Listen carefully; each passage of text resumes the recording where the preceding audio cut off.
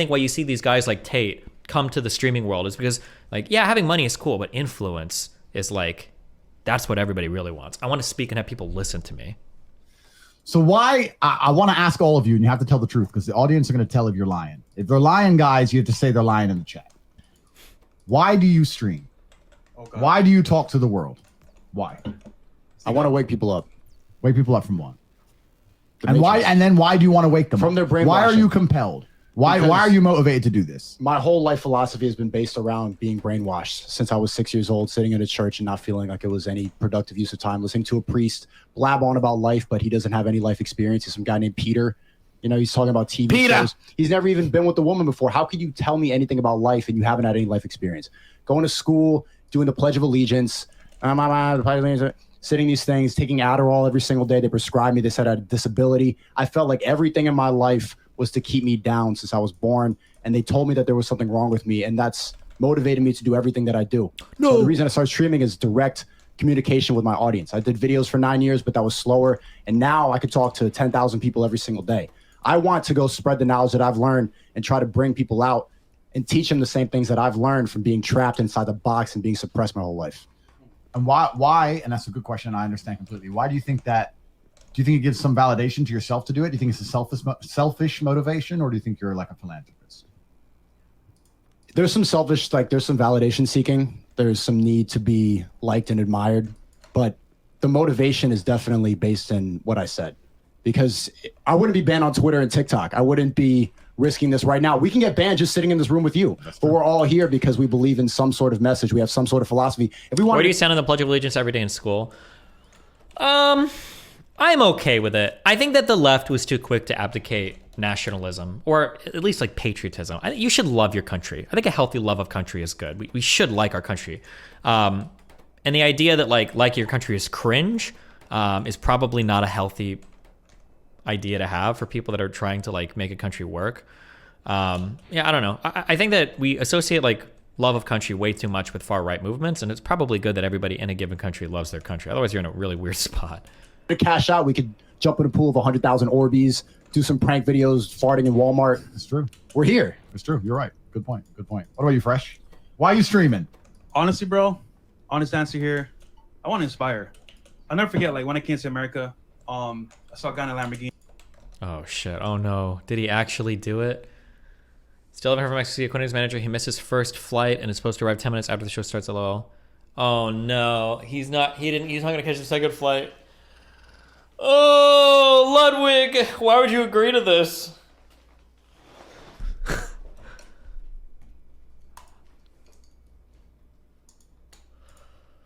Well, I saw hot girls, I saw lifestyle. I was like, how do I get that? And coming from a small island, Barbados, where I'm from, it's like, you're not very inspired. Everyone just parties, goes to school, gets a job, and it's like, I want more for my life. And seeing other people win made me want to win. So me and Myron did a podcast, Fresh&Fit, as you know. He's more fitness style, more lifestyle as well. For fitness, I'm more like, you know what? If I can show people a way to get inspired, even with cars, lifestyle, even getting girls, then it's a W. But personally speaking, of course, I want to make money too as well, keeping 1,000. So I say inspiring and money as well. What about you, Justin? I like what we do, Andrew. I like the cause. I like guys coming together on a common mission and goals. Previous to joining the War Room, the highest level of happiness I ever had is when I played college football. And to a bigger degree now, I feel like I'm a part of something that a group of guys that have each other's back no matter what are in.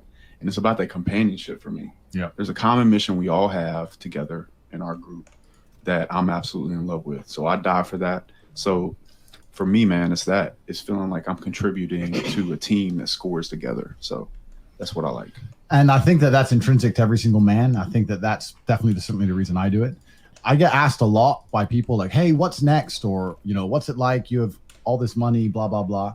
I don't want to sit here and brag. They want the influence. You know, I have enough money to live for the rest of my life. And I want to tell all the people out there who are grinding and hustling to get cash, yeah, you need it. But there really isn't that much to buy or do, right? I can give everyone. I feel like this is more true than most people know. Like when you've hit like this 200 to 250,000 a year, like income, like you can travel more and maybe you can have a bigger house. Do you really give a fuck? And then past that, you need like $100 million to have like fucking jets and shit. But I don't really know. There's huge gaps of stuff you can do between like making 20K a year and 50K a year, or 50K a year and 100K a year.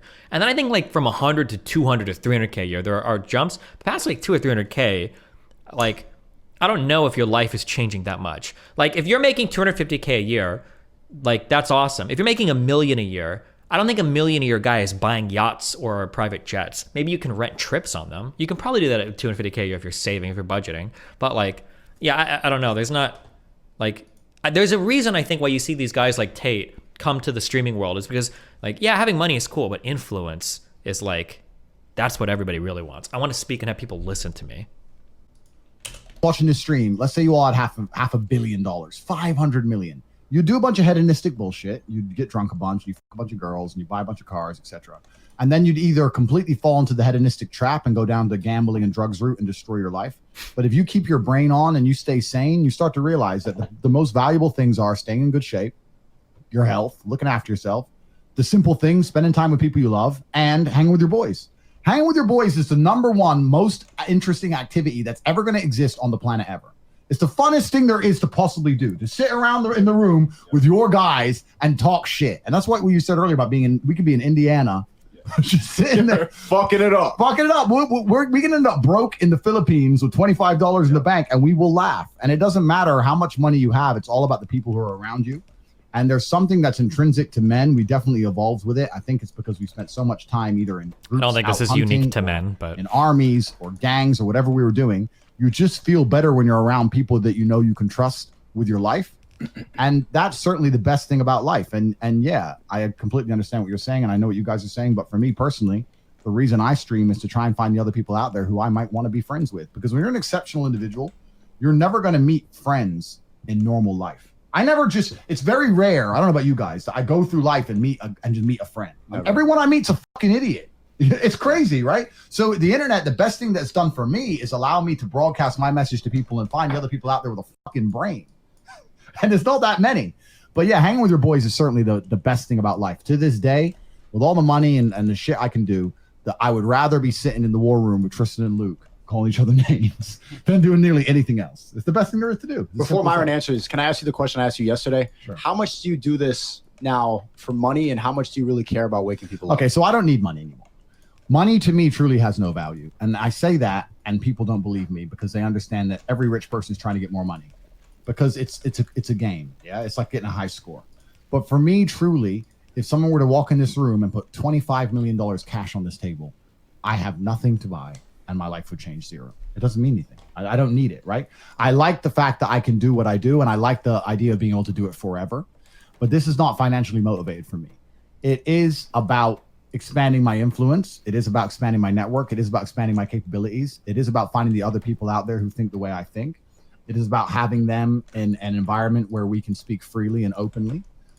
So to a degree, it's certainly about advancing the mission. I feel like I have a duty to God to speak the truth because I'm in a unique position where I can speak the truth and many can't. I like the idea that I get thousands and thousands of messages from people saying I've helped them with their mental health and helped them with their depression, etc. I like being a positive impact on the world. I like going to sleep with a pure heart and knowing that I'm good for the planet. But truthfully, I think everything you do, no matter what it is, has a selfish motivation. Even if you go and give money to charity today, you're doing it so you feel good. Facts. That's why you're doing it. Everything is selfishly motivated. So I'm not going to sit here and say I'm a philanthropist. I feel good when I help people. That's why I do it. It's not just about helping them. It's also because of how I feel. And also when I meet interesting people and I get good friends and powerful individuals join the war room, for example, that benefits me massively. Now my network's expanded. So it's certainly selfishly motivated, but it's not money. And yeah, I think there's inside of every single man, there's definitely a rebel. There's definitely a warrior. It doesn't matter if you were a punk rock rebel in the 70s or you were one of the rebels of Rome who just said, fuck this, let's go burn it. There's something inside of you that's a bit of a rebel. And if you're a red-blooded male and you see the world we live in today and how the Matrix is suppressing us all, you want to rebel. And I think part of it is, yeah, certainly I feel good knowing I'm doing my little bit to piss them off. In fact, I'm not doing a little bit. Okay, I don't want to make fun of him because I don't know if this is like a thing he has or something. But Myron always looks so fucking intense. You ever notice it? Like, look at his face. He always is like so in the fucking zone. Like somebody could break through the door to rob the place, and Myron would have like pulled his gun and shot and killed the person before anybody else in the room even knew what the fuck was going on.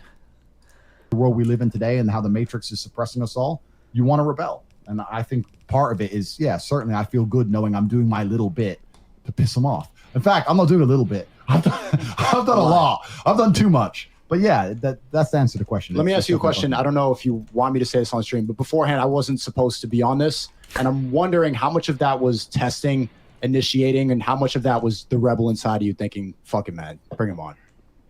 Yeah, I let me give you a very quick example. During the height of, for fuck's sake, the subject we're not supposed to talk about. We weren't supposed to leave our houses, right? So, and we weren't supposed to go driving. We weren't allowed to go out the house and drive. Even here in Romania, you couldn't drive without a piece of paper, a specific piece of paper. And every morning I woke up and just start burning around the city in the Porsche. And Tristan used to go to me, and I used to come back with all these fucking papers, and they tried to impound the car. Cops used to come to the gate, and I'd just get a different car and go out again next day. And Tristan goes, "Why do you keep doing this? It's just headache." I said, I can't just do what I'm supposed to do.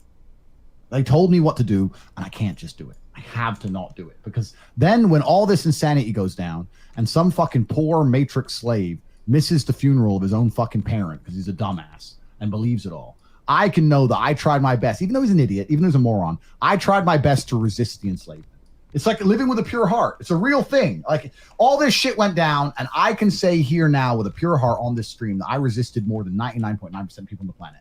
I got arrested in Germany. I got fines every day. I broke every single rule. I broke every single law. I had a birthday party in the height of COVID that was all over fucking YouTube. We had fucking 100 people in a hotel. I bribed the mayor off. Like, I did anything it took to break the rules. And that made me feel good about myself. So, yeah, was it really to wake people up and help them to stop them being slaves? Or was it because I had a selfish motivation and I felt good inside of myself knowing I'm not a dumbass?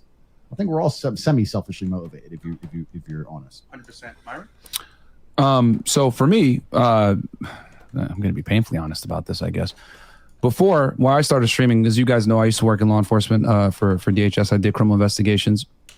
And for me, I got a great sense of satisfaction from doing those cases and, doing that job. Damn, how shitty would it be if you were Sneako and there's a literal fucking Fed in the room, or ex-Fed, and they're cool with him, but you don't trust Sneako? What the fuck?